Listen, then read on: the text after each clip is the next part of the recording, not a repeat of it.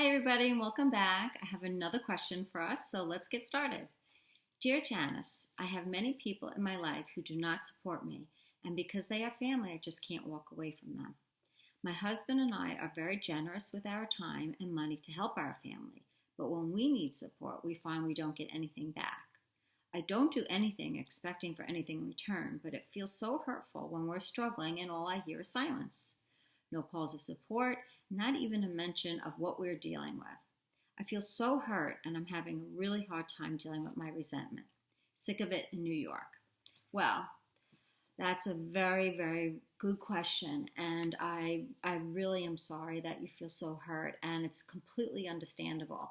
You know, when we give and give and give, and then we don't feel like we're getting anything back when we're struggling, it can make us feel really alone and like, oh my goodness, like, I was there for this person when they were having a hard time. Where are they for me? So the first thing that I would want to say to you is don't take it personally. And I know, people say that all the time. Don't take it personally. Don't take it personally. I think it's even one of the 4 agreements in that book.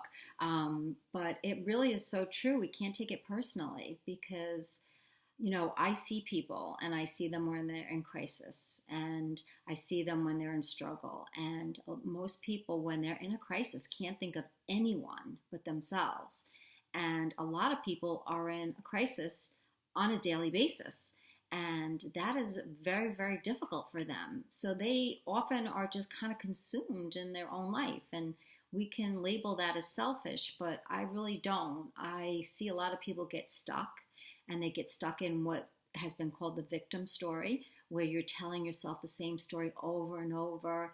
My life stinks. Why did this happen to me? Why am I here in my life? And they can't get out of their own victim story, and that creates such pain in their lives. So they tend to need a lot of support, and they tend to take a lot from people, and don't have a real ability to give back. So that's not personal, that's just their struggle. And even if their problems don't seem like they're that big of a problem, if it's a big problem to them, it's a big problem. And it becomes very, very consuming. And, I remember a time when I was in a victim story, so I have a lot of compassion for it, because when you're stuck in it and you're saying the same thing over and over, it's almost like you can't get out of it until somebody kind of shakes you out. And that's not your responsibility to do for another person. So when people are really stuck and they can't give you support when you need it, it has nothing to do with you. And in some ways, it doesn't have a lot to do with them. It has to do with where they're at in their life.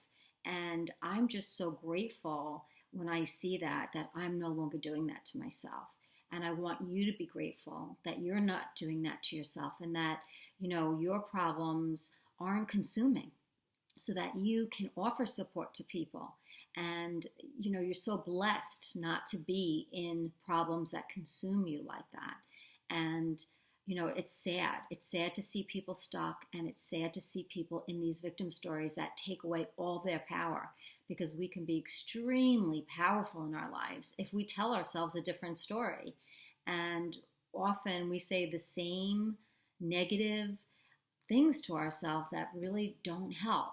So this is not a personal thing, but it does feel really hurtful. So you have to kind of help yourself out of the hurt feelings and say, you know what, this is not about me, this is about them. And I need to look at the people that are supporting me.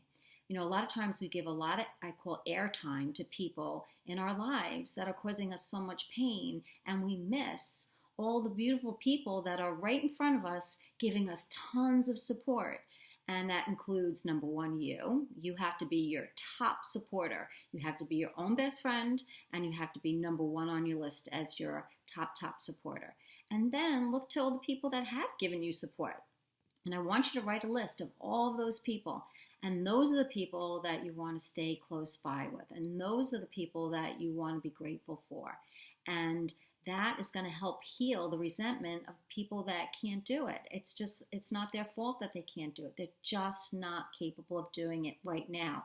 Hopefully, they'll get over some of their problems and be able to see outside of them a little bit. But if they can't, you don't want to get stuck in your hurt around what's going on for them. So take your power back. Be your own supporter. Realize you have the support of yourself, you have the support of your angels, of guides, of your friends. I mean, the support for us is endless. So, you want to focus on the abundance of support. The law of attraction is also at work here. So you want to be really, really careful. If you're only focusing on lack, you're going to keep getting more lack. If you focus on the abundance of support that you do have within yourself, your husband, your friends, spirit, the angels, everybody, then you are going to feel like the most supported person ever. And I know that's kind of a shift in our thinking, but it really is so healing, and it is the way to go. And, we just have to have compassion for people that are stuck and in victim stories and hope that they come along. And, that's all that we can do. So support yourself, be your number one supporter. And I guarantee you will feel better about this issue to the point that it won't even be an issue anymore. Okay, so have a great day, and I hope this helps. And again, for anybody who would like to send in a letter, I would love to help you out. So just write to me at Janice at angelpractitioners.com, and I'd love to hear from you. Have a great day.